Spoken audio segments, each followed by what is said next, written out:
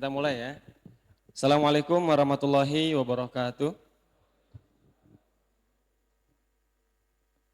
Oke, perkenalkan nama saya Ibrahim Fatih ya dari Magetan, masih di Jawa Timur juga, tapi di paling barat ya perbatasan dengan Jawa Tengah. Eh, dalam kurang lebih 10 tahun terakhir ya, kita mengelola cukup banyak manusia. Ya, kalau di total mungkin sudah ratusan ya. Mulai dari rekrutmen, kemudian eh, membentuk divisi-divisi ya sampai dengan melakukan delegasi dan kolaborasi dengan perusahaan-perusahaan lain. Ya kalau dulu mungkin teman-teman sebagian ya mengenal Fatih ini sebagai sosok digital marketer, masih juga sampai dengan sekarang. Ya, tapi di sisi yang lain saya juga mencoba untuk masuk lebih dalam ke dunia manajemen. Ya karena saya meyakini kalau kita mau cepat itu jalan sendiri, tapi kalau mau besar kita harus jalan bersama. Nah sehingga dari situ ya untuk mengotomatisasi ide-ide kita, kemudian juga usaha kita, kita perlu mendevelop tim. Ya. Ini durasi berapa menit? Menit ya? 45. Oke. Kita coba ya, ini saya belum pernah mencet soalnya. Kita pencet dulu nih kayak gimana nih. Oke. Tadi ya, kalau kita mau cepat jalan sendiri, tapi kalau mau besar, itu harus jalan bersama. Nah cuma masalahnya, kita ketika sendiri itu tidak memiliki risiko-risiko yang berada di luar jangkauan kita. Ya, ketika kita memutuskan untuk rekrut satu orang, kita nambah satu risiko. Rekrut orang lagi, jadi 2 risiko. Rekrut lagi, 3 risiko dan seterusnya. Ya, saya sering tanya ke teman-teman itu, siapa yang di sini pengen punya 1000 pegawai? Angkat tangan, banyak yang angkat tangan. Ada yang tahu nih fotonya siapa? Ini nyalakan apa namanya? Lasernya gimana nih? Oke. Oh nggak kelihatan ya? Ada yang tahu nih fotonya siapa? Foundernya Telegram. Ya. Di sini mungkin ada sebagian teman-teman yang dulu zaman dulu main SEO. Coba yang pernah atau masih pernah wes? Yang pernah SEO? Pasti mengenal tools perangkat-perangkat ya seperti Semrush, Ahrefs, bener ya? Ada yang tahu nggak jumlah pegawainya Semrush itu berapa?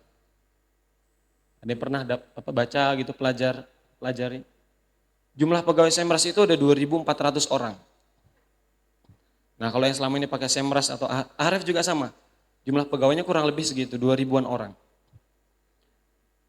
Saya pas tahu, wah pakai banget ya, banyak juga nih jumlah pegawai, padahal yang mau bikin aplikasi. Pegawai sampai 2.000 orang itu ngapain? Nah tapi kalau ini, namanya Pavel Durov, dia founder Telegram. Itu kan secondary messaging apps yang kita pakai ya. Primary-nya kan WhatsApp, kita semua pasti pakai WhatsApp. Tapi sebagai backup apps kita pakai Telegram. Tahu nggak jumlah pegawai Telegram itu berapa hari ini? Ada yang tahu? 30 orang. Ya, pegawai Telegram itu cuma 30 orang. Seluruh dunia, mereka nggak punya kantor, mereka nggak pernah tatap muka, ya kantor-kantoran ada, tapi nggak pernah dipakai. Nggak pernah tatap muka, tapi aplikasinya sampai dengan hari ini kita pakai. Dan berkembang, ya, evaluasinya sudah miliaran dolar. Telegram dengan 30 orang. Google, jumlah pegawai Google ada berapa, ada yang tahu? Jumlah pegawai Google ada sekitar 200.000 di seluruh dunia. Perusahaan dengan jumlah pegawai terbanyak di dunia, ada yang tahu? Walmart, ada 2 juta pegawai. di seluruh negara bagian United States. Tapi ya, jumlah profit yang di-create itu jauh lebih banyak Google ketimbang Walmart. Omset lebih besar Walmart, tapi profit lebih besar Google. Ya tentu dari jenis usaha ya kita bisa lihat memang wajar begitu ya.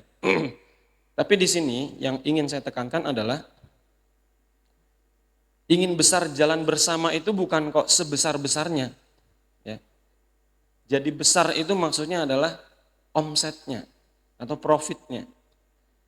Kita butuh tim, tapi jangan punya asumsi atau pemikiran kalau semakin besar tim, maka akan semakin solid. Belum tentu. Kita nambah satu orang, nambah satu risiko. Berarti semakin besar tim, semakin besar risiko. Ya. Oke. Loh, balik.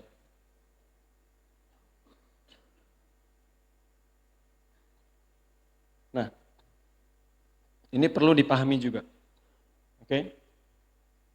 Sing ini nggak update, Mas. Gimana itu? Jadi 20% usaha itu fail, tutup di tahun pertama. Ya. Di tahun kedua yang 30% itu bukan kok kemudian kenapa dia nggak mati di tahun pertama. Enggak, itu udah mau mati sebenarnya di tahun pertama. Cuma masih maksain jalan. Nah ada nggak yang kayak gitu sekarang? Kayaknya perusahaan gue sarap mati gitu. Tapi saya tak paksakan jalan. Ada. Nah itu juga yang nomor 3. Tahun kelima itu juga sebetulnya kita itu sudah bisa ngelihat ya perusahaan ini nih bisa lanjut atau enggak lanjut itu sejak tahun pertama sebetulnya. Jadi ya mungkin nanti habis ini langsung banyak yang ditutup usahanya gitu ya. Nah secara jangka panjang 10 tahun itu 65-70% usaha itu mati. Nah yang menarik adalah kenapa gagal? Kenapa perusahaan-perusahaan itu tadi tutup? Ya. Nomor 1 ini klise. Ya kekurangan dana, run out of cash. Nomor 2 ini juga klasik, kalah kompetisi. Kalau kita pakai pendekatan yang logis, ya mungkin dari segi pricing kita kalah dengan kompetitor, dari segi kualitas layanan, ya kualitas produk kalah dengan kompetitor, dari ya strategi-strategi yang lain, ya strategi marketing kita juga kalah dengan kompetitor, teknologi kalah dengan kompetitor. Kalau sing rada-rada klenek, ya mungkin dikirimi apa sama kompetitor kan gitu, kalah saing, ya. Tapi penyebab terbesar perusahaan tadi tutup dalam waktu 10 tahun itu tadi adalah tim bermasalah. Entah lack of skill, entah lack of experience, ya. Salah menempatkan orang yang tidak tepat di kursi yang juga tidak tepat begitu. Kemudian leadership, ada konflik internal dan juga ada banyak drama. Saya sendiri merasakan ya, ketika sebuah tim itu sudah mulai lebih dari 15 orang, itu secara perlahan drama itu secara organik muncul Bapak Ibu. Organically. Jadi kita suka nggak suka, senang nggak senang, drama itu pasti muncul. Mungkin teman-teman yang timnya sudah lebih dari 15 orang, lebih dari 20 orang mulai ngerasa. Dan drama itu ada aja. Ya. Kita sudah berusaha ini dan itu, ada aja drama. Nah, tapi ini menjadi sangat penting ya, teman-teman sekalian. Ini kesalahan klasik dari founder. Ya, semua yang hadir di sini saya yakin punya usahanya masing-masing. Mau itu bentuk barang, mau itu bentuk jasa, mau itu bentuknya produk digital barangkali. Jasa juga ada yang bentuknya jasa manpower, ada juga jasa digital. Ini yang biasa dilakukan oleh orang yang mau berkolaborasi. Jadi baru ngobrol sebentar, dirimu kan punya skill seperti ini. Aku ngerti operasional, kamu ngerti marketing. Kamu ngerti meta ads, aku ngerti bikin produk, yuk kita kolaborasi. Oke, saya dapat berapa, kamu dapat berapa. Biasanya begitu. Langsung ngomongi piro-piro. Wah, memang betul secara teori mendingan uang itu diomongkan di awal daripada di akhir. Tapi ada caranya, ya teman-teman. Ada caranya. Nah, di sini nanti sebelum kita masuk ke mendevelop tim, ini menurut saya penting ya untuk dipahami. Saya punya ratusan murid, ya kalau yang di Sintesa sendiri, ya saya mengelola sebuah program pendidikan bisnis lah kira-kira begitu. Ya mereka start dari jualan produk orang, ada keuntungan, mulai nyoba bikin produk sendiri, bikin tim sendiri, dan rata-rata yang gagal itu ya begini. Nah, poin terakhir ini juga menjadi satu temuan menarik ya. Sejak digital marketing itu menjadi tren di Indonesia periode 2016-2017. Saya yakin teman-teman di sini tahun-tahun segitu banyak yang belum mengenal dengan advertising, digital advertising. Kemungkinan ya teman-teman baru mencoba digital advertising itu di 5 tahun terakhir. 2016, 2017 itu teman-teman masih nyoba bikin produk mungkin ya. Nyoba-nyoba lah. Tapi belum mengenal. Ya saya ketemu dengan banyak orang memang rata-rata dan datanya pun mengatakan seperti itu. Ya digital advertising itu meningkat drastis ya di periode 2016, 17, 18. Tapi makin signifikan itu setelah pandemi. Orang bingung mau ngapain, ya akhirnya e-course itu laku. Ya, digital marketing laku, orang jadi nyoba, jadi belajar. Sehingga zaman dulu ya teman-teman, founder itu adalah kombinasi antara marketing, antara operasional dengan finance. Coba teman-teman lihat pimpinan-pimpinan perusahaan dunia saat ini, itu latar belakang ya, background pendidikannya adalah finance. Orang-orang India yang mimpin perusahaan-perusahaan besar sekarang, itu background pendidikannya adalah finance, bukan marketing. Tapi sekarang sudah shifting. Orang punya positioning yang kuat sebagai founder kalau dia ngerti operasional atau ngerti marketing. Nah, sekarang kebalik. Kalau dulu orang marketing itu di hire. Sekarang orang finance yang di hire. Nah ini penting ya. Kalau nanti teman-teman mau kerjasama, prioritas itu adalah operasional dan marketing. Finance itu di hire saja. Ya, nanti ada penjelasannya. Ya, bawa teman, saudara tanpa proses, ini kesalahan klasik. Nah, ini ya kalau kita mau bikin usaha bareng dengan partner, dengan rekan, gak usah cari orang punya background, ini mohon maaf ya, maksudnya ini kita bicara fakta.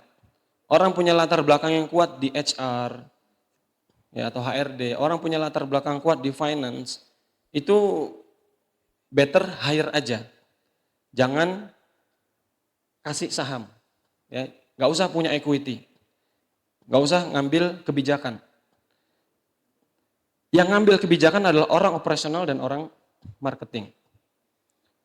Saya selalu ngelihat ya, teman-teman saya, kemudian juga murid-murid saya yang growth-nya itu signifikan, memang dua itu. Dan founder sebuah usaha atau perusahaan, itu juga cukup maksimal 3. Ya. Kalau bisa 2 aja, ini. Operasional sama marketing.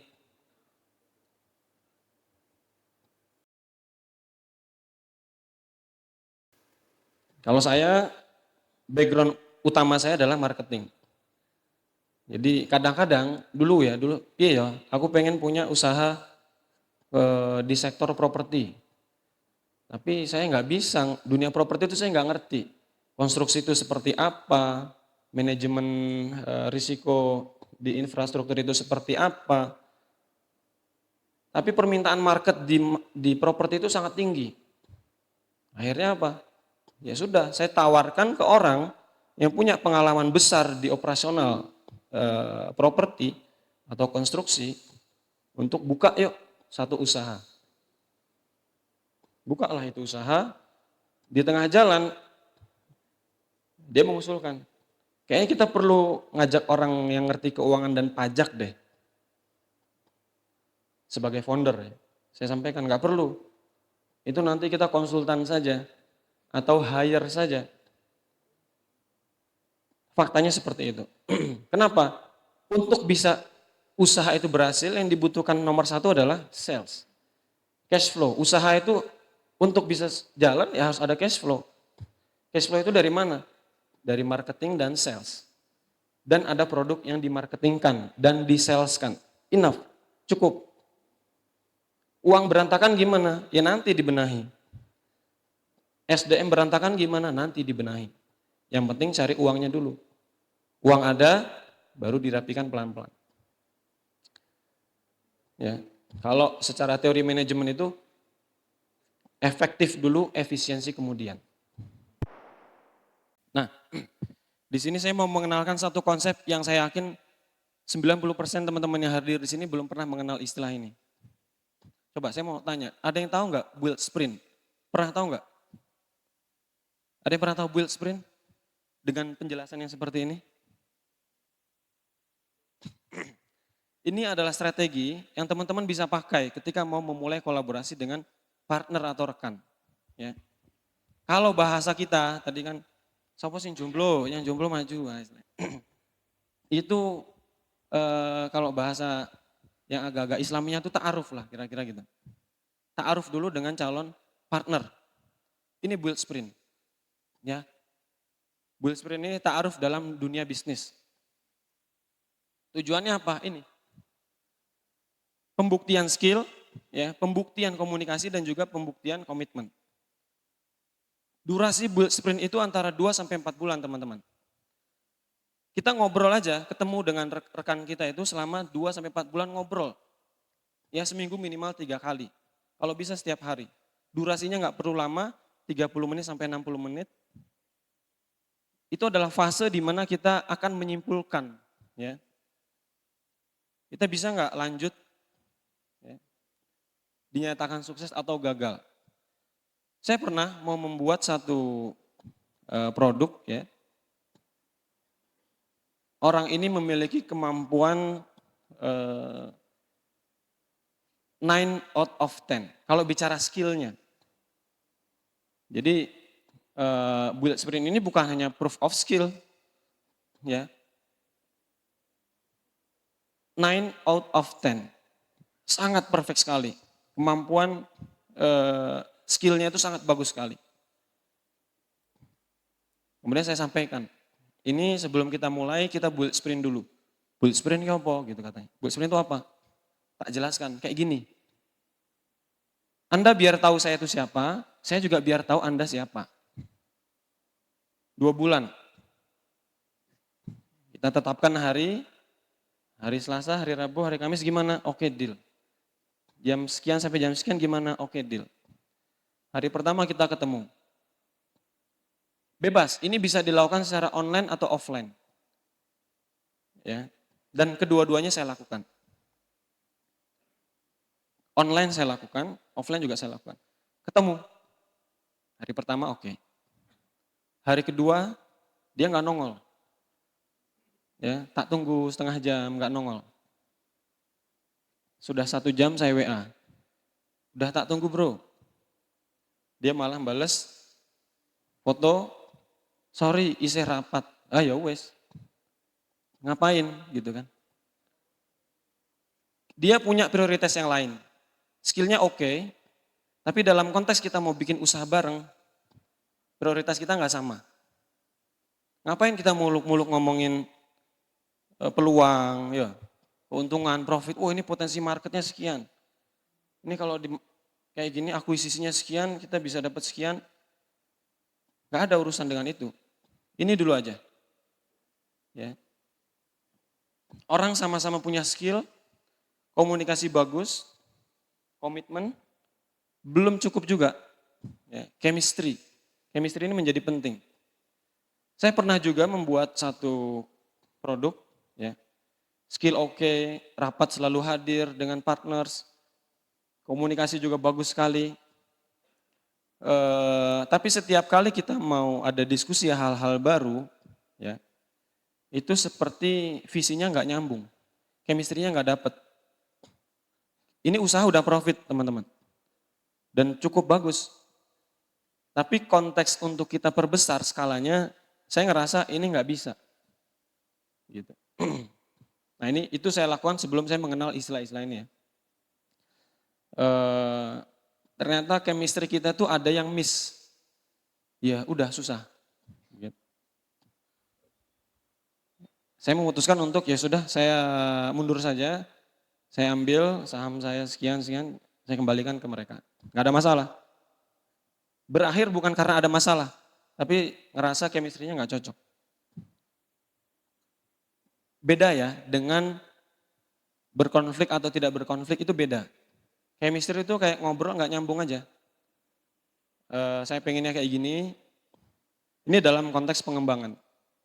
Tapi yang paling penting itu adalah tiga hal ini ya teman-teman. Ini kalau ini udah nggak ada, nggak usah dilanjut. Kita udah keluar uang, rugi waktu, ya, rugi tenaga, rugi pikiran, nggak perlu. Setelah build sprint dalam tempo 2-4 bulan ini selesai, next apa? Nah, nextnya adalah namanya ESOP.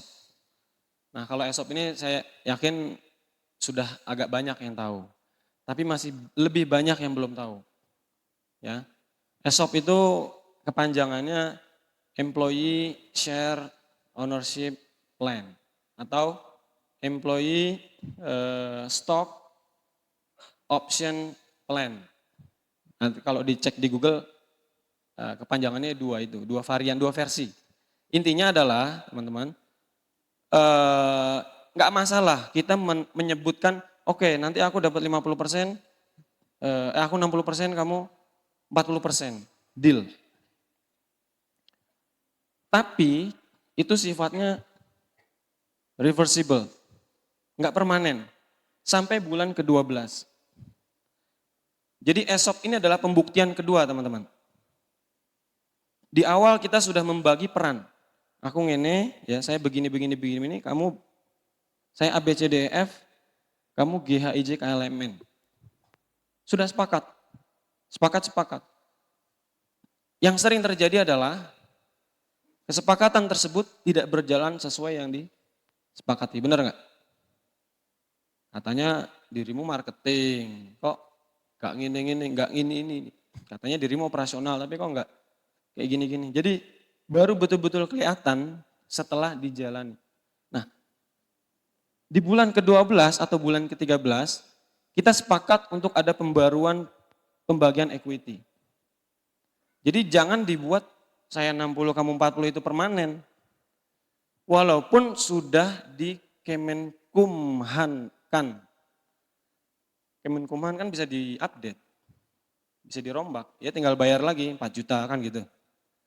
Tapi nggak ada masalah. Kalau kita mau langsung bentuk badan hukum silahkan.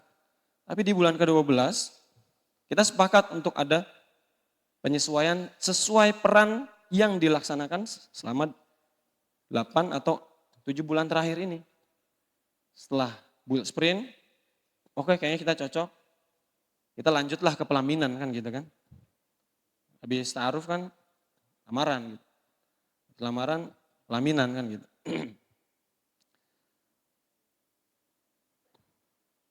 Jadi set equity setelah berjalan 12 bulan sesuai dengan kontribusi nyata. Ya. Ya faktanya itu sering kali terjadi teman-teman.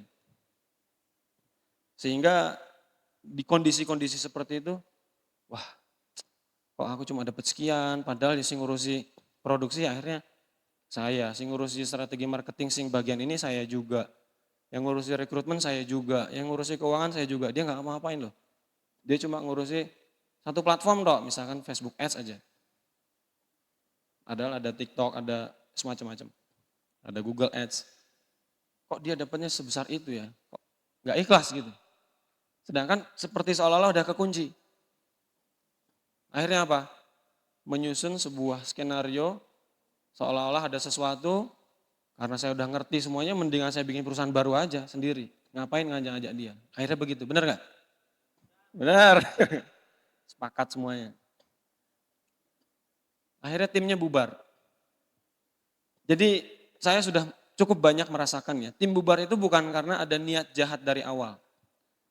Katanya Bang Napi itu kan karena ada kesempatan kan gitu kan. Jadi enggak sering sebuah tim usaha itu bubar bukan karena ada niat jahat, bukan karena ada perbuatan melawan hukum, bukan karena ada pelanggaran-pelanggaran yang dilakukan oleh partner kita. Tapi karena ada rasa ketidakadilan. Ini kan yang perlu di-create. Nah, tapi jangan juga nanti setelah 12 bulan masih reversible lagi. Ya udah, itu final aja udah. Udah ya, kemarin 12 bulan kamu ternyata cuma kayak gini-gini. Kayaknya kamu lebih pantas dapat 20% aja deh. Udah gede tuh kamu dapat segitu. Ya saya tak nambah lah sekian. Atau masukkan founder baru untuk nge-backup aspek-aspek marketing yang masih belum ke-backup sama partner kita. Atau aspek-aspek operasional yang belum ke-backup sama partner kita. Nah itu seperti itu. Ya ini namanya ESOP. ESOP ini penting. Ya ini terus saya lakukan. Nah jadi sedikit bercerita ya. Jadi saya punya background marketing. Dan salah satu aktivitas saya saat ini adalah saya mencari teman-teman yang ngerti operasional di semua sektor bisnis. Mau umroh, mau konstruksi, konstruksi kan juga banyak. Ada struktur aja, ada elevator, ada kolam renang, ada perumahan. Ya. Saya bersilaturahim dengan orang-orang ini, saya bisa nih marketing. Ada timnya, ada caranya, ada frameworknya. Anda bisa operasional. Mau nggak kita kolaborasi? Kalau dari data yang saya miliki, ini insya Allah dalam 1 tahun bisa ada 40 closing. Bisa ada 50 closing. Penawaran, ya kan? Deal kita lakukan, build sprint, kita lakukan ESOP. Ngobrol 2 bulan sama orang itu. Cocok nggak? Kalau nggak cocok jangan dipaksakan. Maaf, ya, lo gue N kan gitu. Terima kasih untuk hari-harinya. Kayak gitu. Nah, setelah ini teman-teman, ketika build sprint dilakukan, kemudian ESOP juga udah berjalan semuanya sesuai dengan yang kita harapkan, ekspektasikan, ya ada plus minus sedikit, nggak ada masalah. Yang perlu kita perhatikan selanjutnya adalah lean team. Jadi kita tuh bangga kalau tim kita cuma 15 orang tapi omsetnya 100, 200, 300 juta. Baru boleh bangga. Ya. Semakin sedikit timnya, 10 orang bisa omset atau bahkan profit ratusan juta. Semakin bagus. Kenapa? Manajemen risikonya akan lebih kecil ketika tim itu semakin lean. Nah, ini yang paling awal adalah ya hiring slowly, fire quickly. Pasti ada nih teman-teman di sini yang aku nih, aku sebetulnya mau memecat dia tapi kok nggak enak gitu. Ada? Ada. Dan orangnya di sebelahnya gitu ya.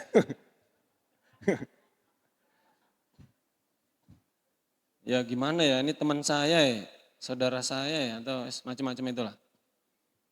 Nah, maka kalau saya secara personal ya, yang mengambil keputusan untuk fire itu memang saya punya gitu, kewenangan itu, tetapi ya jangan kita yang mengeksekusi. Apalagi kalau model-modelan introvert ya.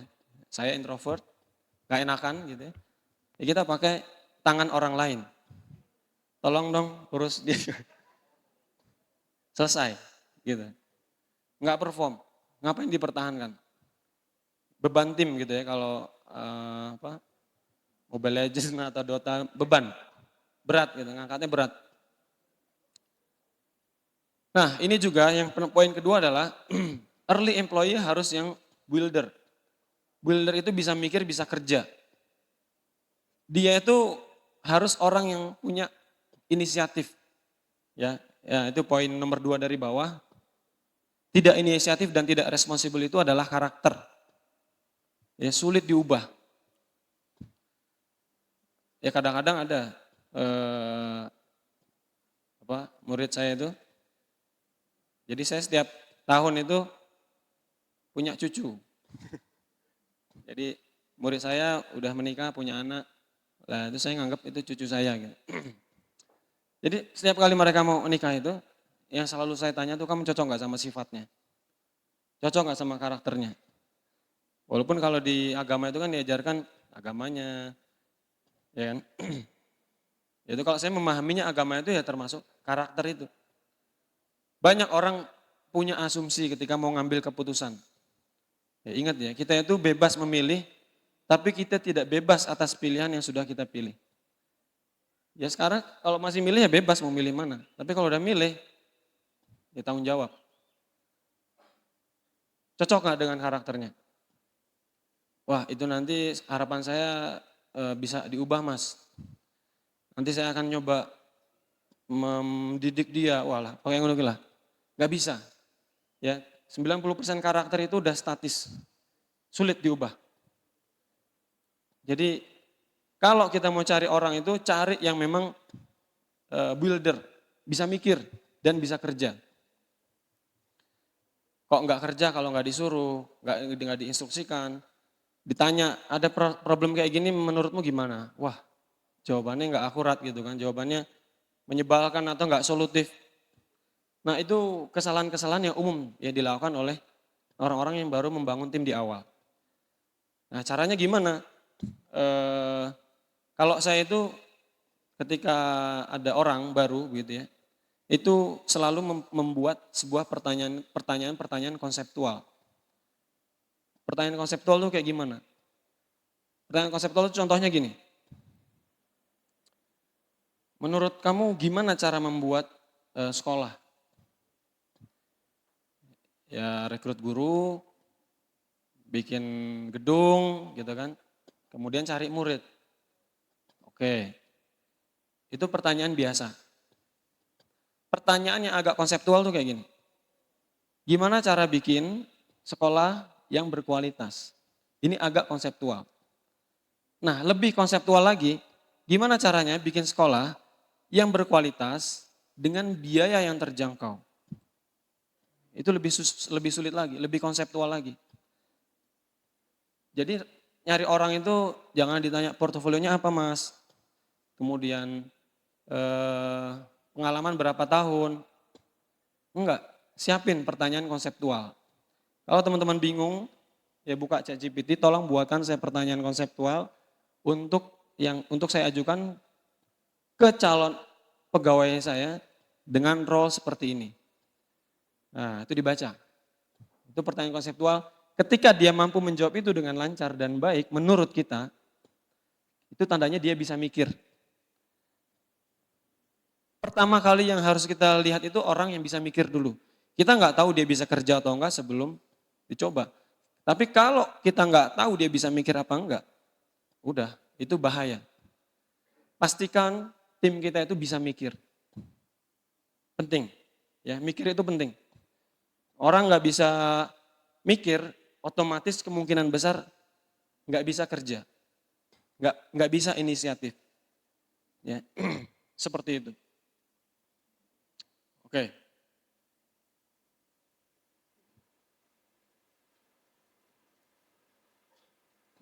Early team harus multidisciplinary bukan silo. Silo itu maksudnya kita langsung membuat kepala bidang dengan pegawai di bawahnya. Enggak, jangan kayak gitu dulu. Ya, jangan kayak gitu dulu. Kalau di teori ada namanya Greiner Growth Model, ya sebuah usaha itu punya 5 tahapan pertumbuhan. Dia dari pertama itu creativity. Nah ini challenging ya teman-teman. Multidisipliner itu challenging. Memang nggak mudah. Tapi jangan bermudah-mudah. Tadi hire slowly. Kalau belum dapat jangan dipaksain untuk ada. Ya. Multidisipliner itu tadi bisa mikir, bisa kerja. Kita baru ngomong satu kalimat, dia ngerti yang mau kita maksud itu apa. Dan orang-orang seperti itu exist, ada. Memang agak sulit nyarinya, tapi ada. Bahkan di daerah-daerah. Makanya kalau di perusahaan-perusahaan yang sudah bonafit, yang sudah besar, seperti misalnya Wardah ya, Wardah itu Paragon Corp kan. Mereka hanya menerima fresh graduate dari 10 kampus terbaik. Itu udah filter gitu.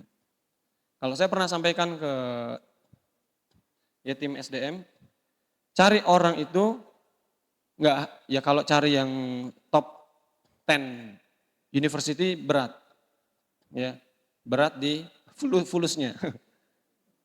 Kita baru early cari yang ekonomis lah. Jadi bisa filteringnya adalah dari IPK.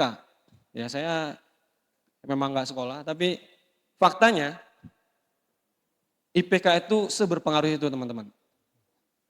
Filtering awal itu IPK ternyata seberpengaruh itu. Kalau bisa cari yang kumulat-kumulat itu, ya baru kemudian di wawancara. Nah seperti itu. Oke, ini waktu udah mau habis ya. Kita ini tidak harus hire, tadi di awal sudah saya sampaikan. Pekerjaan pegawai itu kan ada yang repetitif, ada yang tidak repetitif. Harus dipikir sebisa mungkin gimana caranya pakai pihak ketiga aja. Kalau teman-teman fokusnya manpower yang ada di CS, CS yang di internal itu ya cukup 1-2 aja. Sisanya pakailah outsource. Ada banyak sekarang pilihannya. Bahkan kalau kami ini cari CS itu individu, kita tawarin satu-satu. Sampai punya stok CS itu melimpah tapi memang nggak kita kontrak. Kita by project aja. Ini penting ya, karena hire itu nggak mudah. Fire itu memang sesulit itu. Jadi jangan hire, kontrak aja, pihak ketiga. Ya, konsultan juga atau pihak ketiga. Oke. Nah ini micromanage sama macromanage, ini saya skip aja. Oke, micromanage itu pertama membunuh kreativitas, kepercayaan tim, ya bikin orang takut ambil keputusan, menghambat karena akan muncul budaya harus approval, persetujuan. Budaya approval itu adalah harus ada di finance. Di luar finance jangan bikin budaya approval. Approval itu adalah bukti kalau kita nggak trust dengan tim. Tapi kalau urusan duit harus approval. Selain duit, sebisa mungkin nggak harus approval. Jalankan, evaluasi nanti. Terserah. Ya, kreativitinya biarkan tumbuh. OKR atau KPI, kedua-duanya bisa dipakai. Kalau saya secara personal cenderung OKR, tetapi ini penjelasannya ya. OKR itu lebih tepat untuk leader atau di level tim. Jadi untuk yang staff operasional jangan pakai OKR. Bukan jangan pakai OKR, boleh pakai KPI. Ya. Ini sebetulnya menarik pembahasan OKR dengan KPI ini menarik. Kalau di Indonesia itu belum banyak ya teman-teman yang pakai OKR. Belum banyak. Teman-teman pelajarin deh, OKR itu menurut saya sedahsyat itu. Ya. Ngapain kita menghitung tingkat kehadiran? Ngapain kita ngitung? Langsung aja. Bisa nggak mendatangkan omset sekian? Itu lebih lebih make sense. Jadi memberikan ruang kreativitas. OKR itu membuka kreativitas dan inovasi. Dan ini yang juga dipakai oleh perusahaan-perusahaan global, itu lebih banyak OKR. Tapi KPI itu juga jangan ditinggalkan sepenuhnya. Ya. Sekali lagi, untuk hal-hal yang repetitif dan untuk quality control, KPI itu perlu. Ya. Tapi buat yang belum pernah belajar OKR, silahkan dipelajari.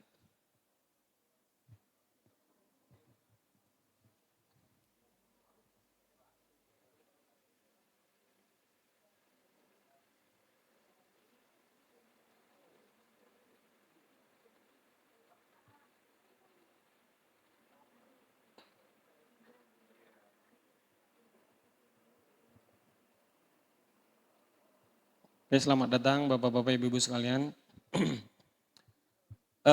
Oke, ini kesimpulan ya. Kesimpulan, ya prinsip di dalam membangun tim itu seperti ini, kurang lebih ya teman-teman, hasil dari yang tadi kita pelajari. Nah, poin nomor 3, ada kredibilitas, ada kapabilitas, akuntabilitas, dan skills. Jadi skills itu memang untuk orang-orang yang mempelajari dunia HR atau human resource, kita akan menyadari atau setuju atau sepakat bahwa skills itu adalah variabel paling akhir di dalam menilai kualitas SDM. Jadi kalau selama ini kita melihat skills sebagai priority, ya top priority, nah itu perlu di-adjust, ya. Cara menilainya perlu diperbaiki. Di akuntabilitas, ya kejujuran, kemudian juga kapabilitas, kemampuan. Kapabilitas ini ada orang ketika kita tempatkan di sebuah posisi A, nggak keluar, potensinya dia nggak keluar. Begitu digeser ke tempat lain, langsung gacor. Ya. Kalau di istilah HR itu ada restrukturisasi, ada reposisi, ya, kalau naik itu promosi, kalau turun demosi, ya gitu-gitulah.